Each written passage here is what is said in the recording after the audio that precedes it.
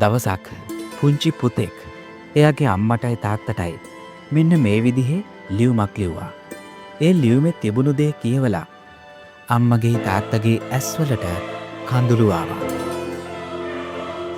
ආදරණීය අම්මේ තාත්තේ, ඔයාලට හිතනවා ඇති මම ආසම දේවල් තමයි ට්‍රිප් යන එක, අලුත් සෙල්ලම් බඩු වලින් සෙල්ලම් කරන එක, හැම විභාගයකින්ම ඒ සාමාර්ථයක් ගන්න එක, ක්‍රීඩා කරලා අංක 1 වෙන එක.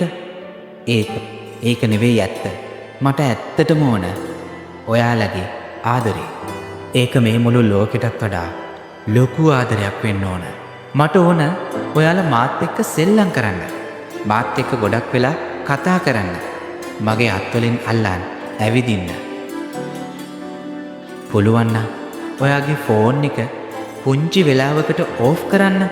ඔයාගේ ලැප්ටොප් එක පුංචි වෙලාවකට ඕෆ් කරන්න. මාව දැක්කේ නෑ වගේ තව තවත් ඉන්න එපා.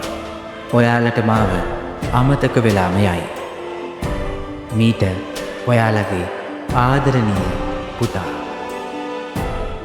අම්මේ තාත්තේ, ඔයාලටත් මෙන්න මේ වගේ ලියුමක්, කියවනක්, හැඟීමක් එන්න කලින් අදම ඒ වෙනසට පීවර තබන්න.